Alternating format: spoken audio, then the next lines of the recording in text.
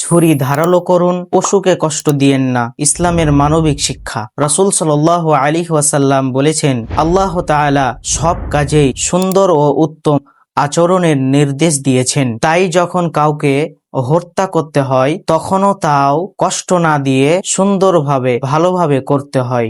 আর যখন পশু জবাহ করা হয় তখনও সুন্দরভাবে করতে হবে। ছুরি ভালোভাবে ধারালো করে নিতে হবে এবং পশুকে কষ্ট কম দেওয়ার চেষ্টা করতে হবে। এই হাদিস থেকে শিক্ষা, ইসলাম শুধু ইবাদতের শিক্ষা দেয় না, বরং পশুর প্রতিও দয়া ও কোমল আচরণের শিক্ষা দেয়। জবাহের পূর্বে ছুরি ধারালো করা সুন্নাহ। ভোঁতা ছুরি দিয়ে পশুকে কষ্ট দেওয়া গুনাহের কাজ। অনেকেই বছরের পর বছর ছুরি ধারালো না করে পশু জবাহ করে, ফলে পশু অতিরিক্ত কষ্ট পায়। এটি ইসলামের আদর্শের বিরুদ্ধে।